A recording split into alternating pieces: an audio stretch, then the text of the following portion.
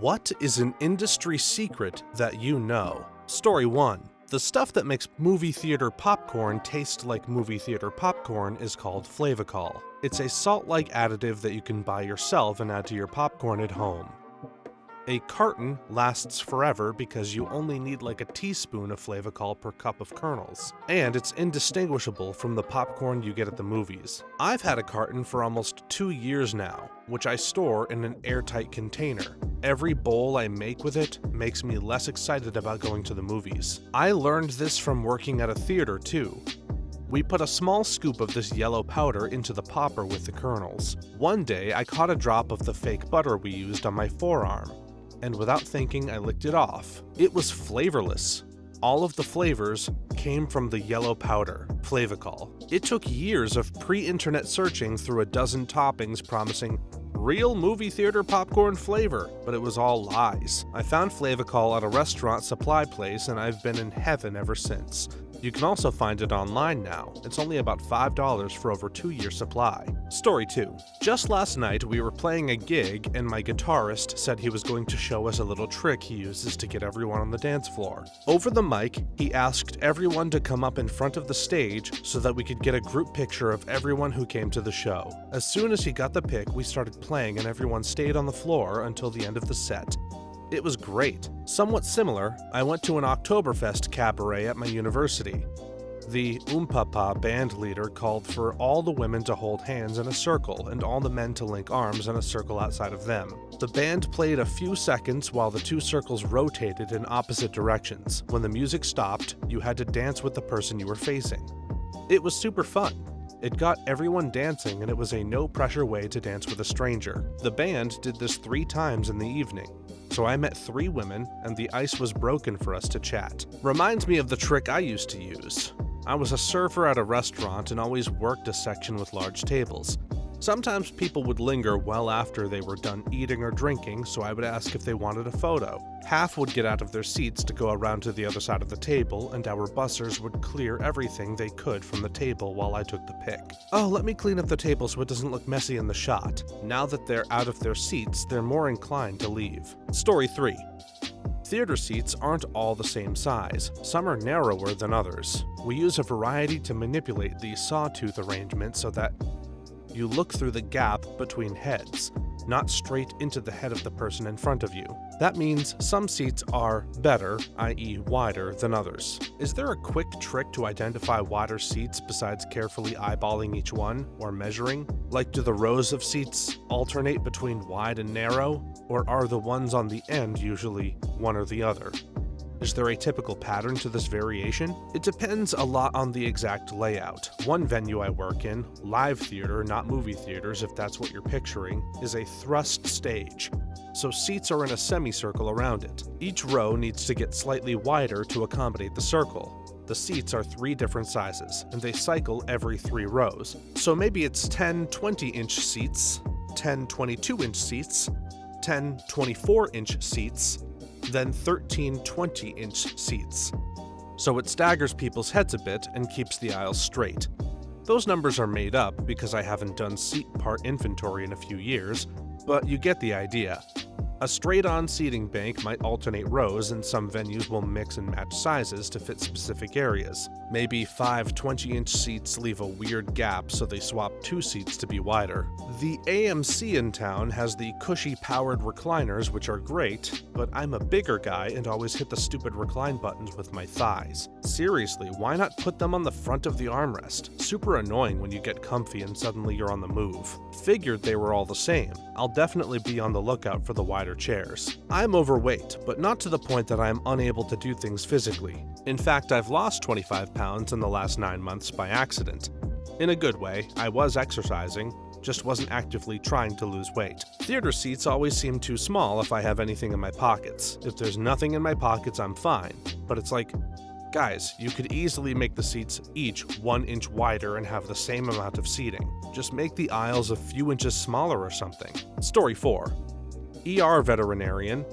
When your pets are hospitalized or need to stay at the clinic, unless they're aggressive, need to be monitored very carefully, or were absolutely slammed, They are constantly getting positive attention from the staff. I've had kennel attendants and techs cuddle up with patients on their breaks. Me and my colleagues have made phone calls or typed up records while holding on to your pets, and we routinely talk about how cute the patients are. In fact, it's a running joke that we would get fired immediately if we worked in human medicine, etc. And we do get attached to your pets. We know that your pet got into your weed, and we truly don't care. Seriously, just be honest. We operate on a triage basis. Sicker things are seen first, regardless of how long others have been waiting. If you're a crappy person and you're constantly upfront complaining to staff about the wait times, the decor, why there isn't enough staff, being difficult in any other ways, being dismissive to the non-doctors, and your pet is stable and has been triaged similarly to another pet that came in around the same time, we're not picking up your file until we have to. So much of my job involves giving bad news, talking to emotional people who often take out their feelings on those around them and having to defend the costs of emergency care and surgery, that I'm not going to eagerly jump into taking a file for someone who's being difficult before they've even been spoken to.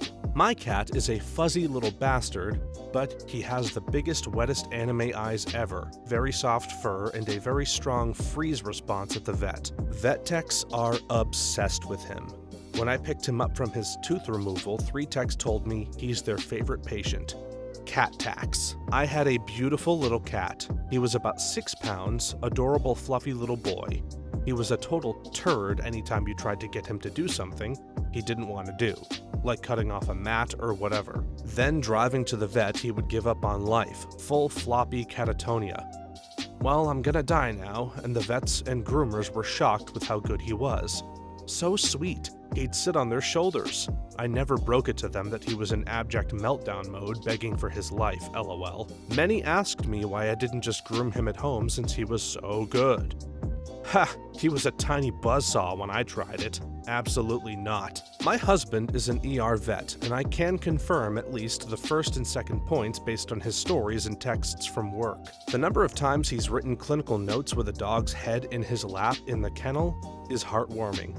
Vets do care. Also, the number of times he's had to explain to clients that he doesn't care if they smoke weed is incredible.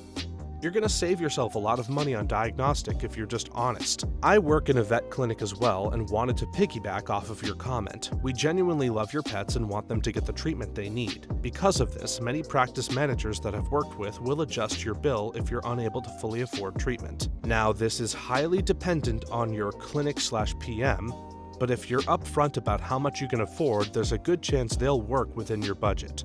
People in the veterinary field are there because we love animals, and we want them to be happy and healthy. The last vet ER we went to was amazing.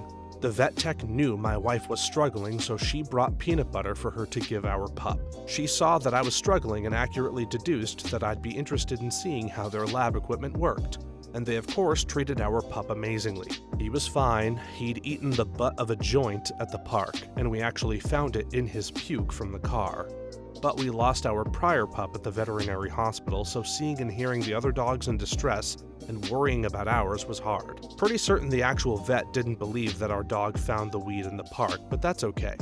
They treated us so well that we even donated, along with our bill. They have a fund for pups whose owners are in tougher financial spots than us. I tell everyone about them now. I've gotten such lovely reports from vets and vet techs about how my cats were while being kenneled for treatment or observation. When my late senior cat was being treated and assessed to figure out why she was so sick, and for so long, her gastroenteritis turned out to be pancreatitis, triggered by small cell lymphoma, they explicitly kept her for the absolute minimum time they deemed safe to get her well hydrated and stable again, because they know how bad her anxiety was and didn't want to be exacerbating problems for her, especially with the difficulty she was having eating. For years, they'd done home visits for her arthritis injections because they were concerned about the severity of her vet anxiety. When we made the decision to put her to sleep after a few precious good months of palliative treatment with steroids, the vets, one of whom had done our very first checkup with her, and other staff all signed a card they mailed to us, and most of them wrote something specific about her. Whenever I'm told by someone at the vet's office how cute one of my cats is, I laugh inside and I think, I bet they say that about all the cats. But you know what? Of course they do. Cats are cute, and these are folks who went into this field because they just really love animals. As for the price, I've often thought my vet's office undercharges by at least 20% when they're not coming something out right. We're rural and for our state a low-income area, and they do a lot of going out to farms and ranches too. It's a family-owned business that has been operating for a long time. Maybe they charge the farmers or ranchers a little bit more aggressively to subsidize the cats and dogs, but still. It's funny, I'm far from loaded, and yet in this frustrating time of high inflation, I nevertheless just don't feel like they're quite charging what their expertise and the care they provide are worth. I mean, yeah, we spent a lot on Karnov's care in her last few months, but it was nothing compared to what it could have been. And it probably was a little less than it should have been. Yet people will still complain about the cost, and I know from my own work, tax, how resistant and hostile people can be about even the tiniest increase in fees. Veterinarians are the best. Thank you for taking care of and caring for our little friends. Story 5. When you're buying a higher-end refrigerator, you're basically only paying for fancier doors. Most of the inner workings are the same, just a different door configuration. I used to work in the appliance industry. To be fair, the difference between a low-end kitchen and a high-end kitchen is mostly fancier finishes. You can spend $150 on a melamine cabinet door or $1,500 on a handmade exotic lumber cabinet door, and they both hide your plates the same. A high-end kitchen can have higher performance features, but as a percent of overall spend, those are way overshadowed by the aesthetics. The price hike between 36-inch and 48-inch fridges is crazy though. Oh, definitely true. Though I'd argue there's at least an argument to be made that higher-end cabinets are made from more expensive materials, whereas the appliances are all getting the same stainless steel finish, etc. The real difference is when you upgrade to a super high-end built-in model. Those are still insanely expensive, but at least they have differences that set them apart from a standard mass premium unit. Appliance technician here. This is far from true. The difference between a low-end and high-end refrigerator is very significant. High-end refrigerators will typically have 1 or 2 fans in the fresh food section. This greatly ensures temperature regulation. Sub-Zeros in particular have the freezer and fresh food completely separate and function independently of one another, with their own compressors. While I'm not a big fan of electronics, thermostats in high-end units are much more precise than gas-filled capillaries. And then you get down to the nitty-gritty where high-end uses true stainless steel, where lower-end uses painted steel. Paneled doors are a small part of what makes an expensive refrigerator expensive. Can I piggyback on this? Clean your freezer's ice maker/ice crusher bucket before using it. I can't speak for every manufacturer, but they are not sanitized at the major American appliance manufacturer that I'm employed at. They are often full of soot specks and grease. Yes, we've complained about it for years, and no, they aren't interested in fixing the issue. Just get a rag or dish detergent and clean it like any other dish. Story 6. Used to screen resumes for small companies. Job requirements are more of a wish list situation. Never let some unchecked boxes deter you from applying. You have no idea what the applicant pool is like. The biggest boon, especially at small companies, is someone who legitimately cares. Whenever I leave a job, I look for a posting for my replacement. They always have more requirements than they need. I wouldn't have qualified for my last 3 jobs that I had been doing for years. Apply and let them figure out if you're good enough. The resumes HR lets through are wild. The ones who meet or exceed the qualifications are the dopiest offers, and the ones who barely have any are some of the best workers. They don't know anything when they come in, and I teach them exactly all they need. The last person the department hired who was qualified was awful and didn't last 3 months. Manager in tech, and this is right. The caveat is that you really do need the top 3 to 6 requirements, as those are probably the first things the hiring manager is looking for. But after that, it gets more flexible. In the interview, though, just be honest. If the manager is at all smart, they are going to see through your BS and immediately count you out as a liar. Be honest, but talk through similar experiences and talk about how you learn new things. I can often teach knowledge, but skills and an ability to learn or research are impossible to train. This is not at all universal though. In healthcare/human services, it's very common that someone will write a job requirement that the person must have a certain degree or license based on the last person who had it. and then the HR person screening them has no idea what the degrees or licenses mean and is just deleting applications that don't have the exact required thing but are completely qualified.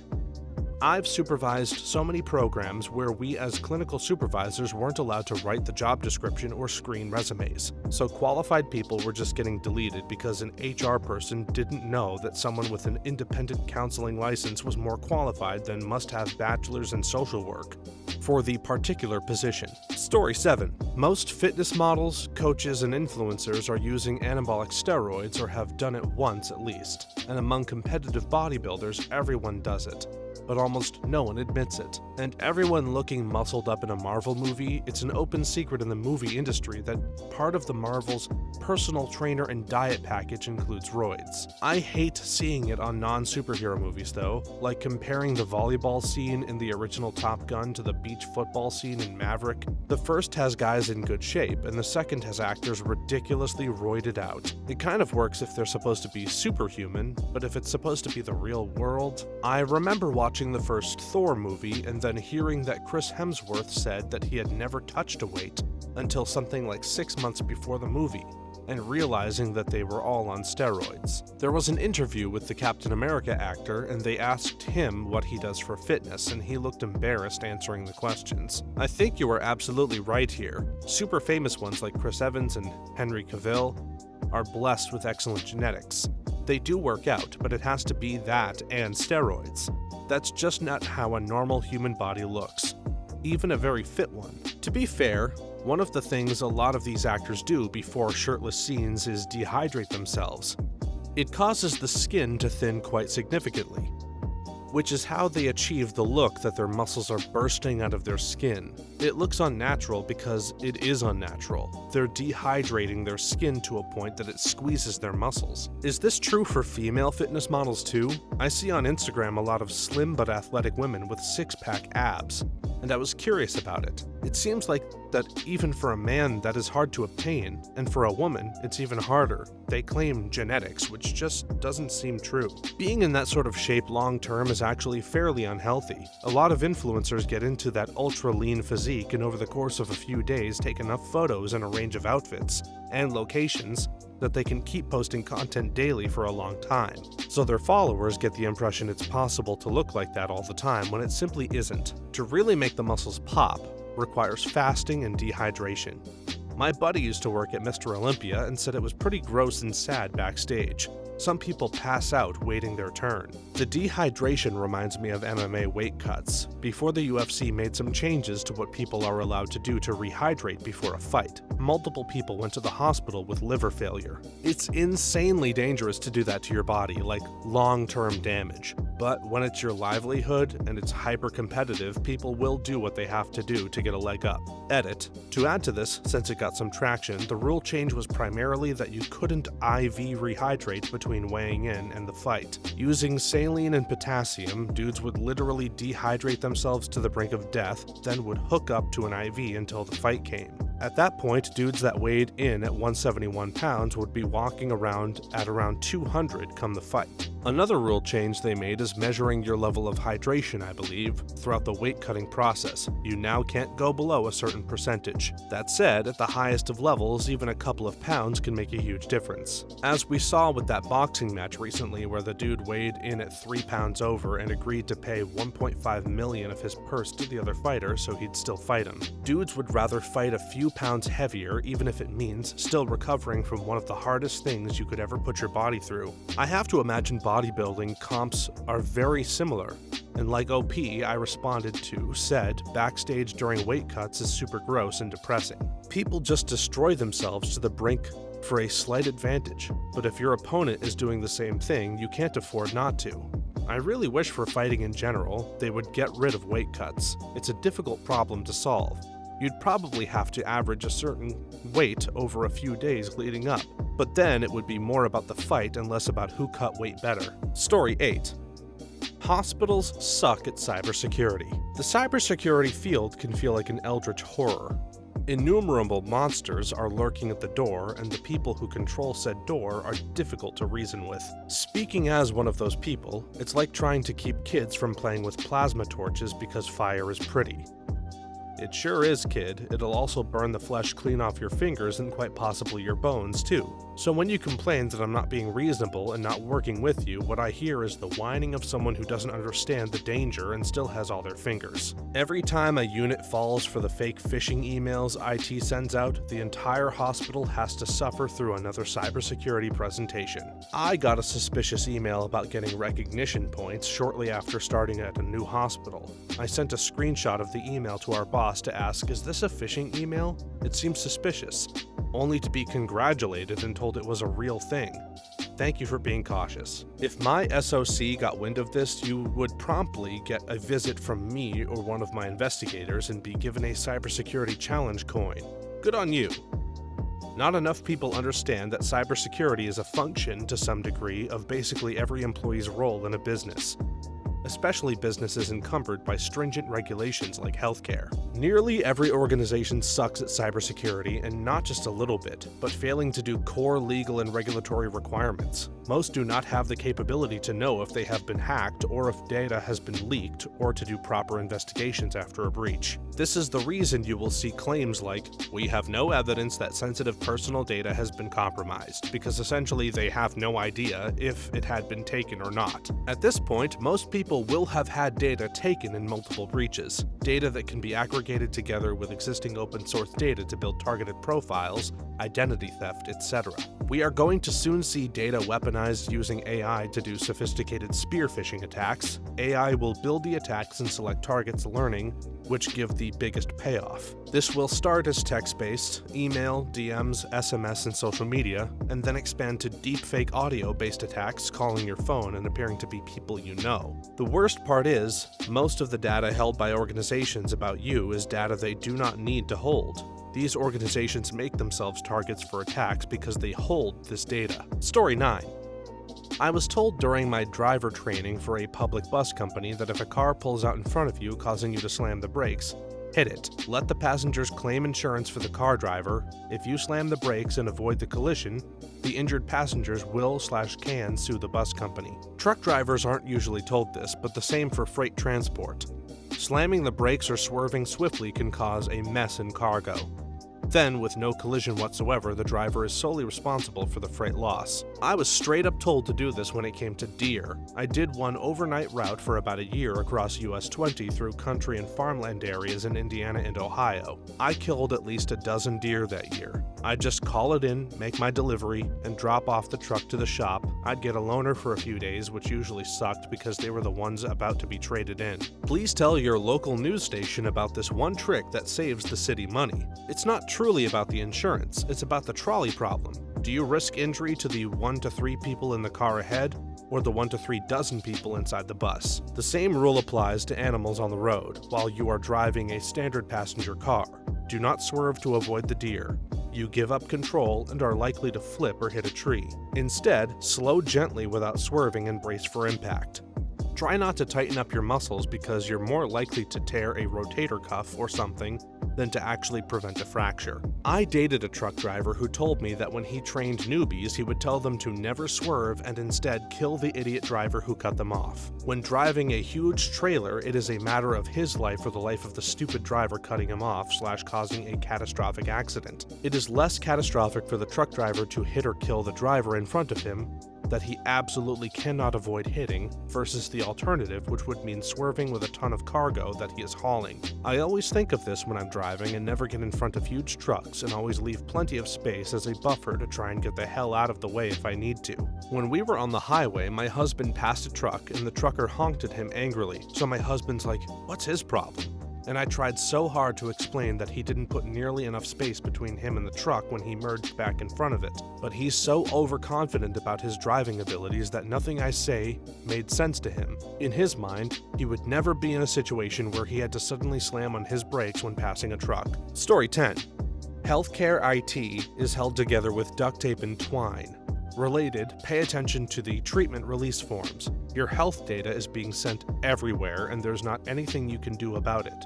No sign, no treatment. Thank you. This is extremely common in so many different areas, at least in my experience. I assume you and the previous commenter are talking about the US, but in the UK, our publicly funded National Health Service is nothing short of terrifying. I work in a more governance-focused area of security, but I come from a technical background and understand what's going on at the lower levels. I come in from one of the large professional service firms, and the NHS uses us to tick a box on their verification validity metrics. The entire system is a horrible network of out-of-service systems cobbled together to tick regulatory boxes. The majority of the newer functionality I welcome as a customer is just a completely misshapen cube placed on a circular hole as a speedy fix. I have absolutely no clue how an even gently motivated attacker has not yet taken over the entire country's health system. The security services step in extremely frequently to actively defend against attacks, but this model of funding is ridiculous. RE, healthcare data being stored or used. I'm a PhD biostatistician at a relatively well-known medical research university in the US that's a part of one of the largest healthcare networks in the country. I work with a lot of patient data. Yes, your healthcare data is sent around and used, but mostly for public health and medical research purposes. The purpose of your information being shared among researchers is for good, to improve medicine and public health, and it's highly regulated. As a faculty member, I can't simply go in and look at your data without reason. I need prior approval from an institutional review board that reviews my request for the data that details exactly what I need and why. And even then, it's de-identified. I don't get your name or social security number. You're simply identified by a number, MRN. I might get your address if I'm interested in something like how far you live from the clinic. If I share it with anyone who does not also have explicit approval for the data, I can lose my job. If I or any doctor pull your data without approval, we can lose our job. We go through HIPAA training regularly and are expected to adhere to HIPAA regulations. And they monitor it. The system logs anytime a patient's data is accessed, the IP address from which it was accessed, and the employee's account and login info. So it's not like the hospital system is selling it to private companies to target you with ads. And it's not like anyone with access is allowed to just go in and snoop on your medical info. That's highly illegal and regulated. If a medical institution allows that, it's a good way for them to get shut down and sued for all they're worth. Story 11. Nutrition labels on small, not well-known brands can be inaccurate, and nobody would ever know. Once you send your food product out to a lab to have a nutrition label created for it, that is the last time anyone is ever going to check it. It would take someone to pay for a new analysis at a lab to see the percentage of guar gum, for example, is still accurate, and nobody's going to do that. Nutrition labels are to be held as estimates at best. If you take proteins, for example, considering the true quality of the poultry industry, force-fed caged chickens, the nutrition facts are estimates based on optimal poultry-based nutrition, which we simply are not getting anymore.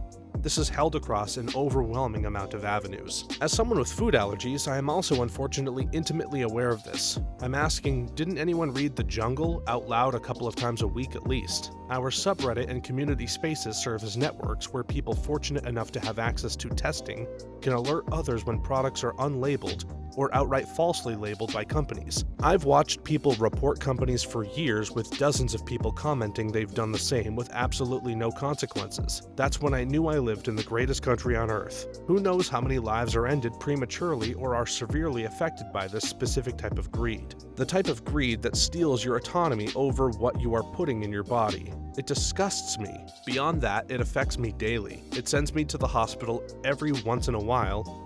It has likely already shortened my lifespan. It seems likely it might outright be the death of me one of these days. This is true for big brands too. I'm not sure if it's fair to say it is worse on small brands. It might be. I'm a very small food manufacturer and make my own nutrition labels. I'm very careful to be accurate. I am confident that my nutrition labels are accurate, perhaps more accurate than those from large companies. I've noticed significant discrepancies and mistakes. It feels like it's most often an issue with sodium content, but it may just be I look more carefully at that. This may be a bigger issue with wholesale ingredients than retail ingredients. It's mostly wholesale ingredients that I'm looking at. Story 12. Some plus-size models get liposuction on their faces and necks to be more aesthetically pleasing. I've always noticed that plus-size models and popular plus-size women tend to be those that don't carry much weight in their faces. Lipo never occurred to me, but it makes total sense. Some people carry surprisingly little fat on their faces. The same way the exact opposite is true. People don't need to have Cushing's to have a very chubby face while being normal everywhere else or even skinny. It can be really crappy to carry too little fat in your face, because you can look too skeletal there even if you're at a normal BMI. I have a stupid big old fat face, and while I enjoy the lack of wrinkles, it doesn't match my neck and chest, and I'm starting to get old lady jowl droop and I just want it to go away. I wear glasses. There's no situation in which I will not need glasses. I have to wear large glasses to fit my stupid fat face, but I have a tiny nose bridge, so I have to get wire frames with adjustable nose pads, and after decades of this, I have permanent dents on my nose. I would rather have big old floppy turkey arms and a butt that you can use as a shelf than this stupid dented bloated face of mine.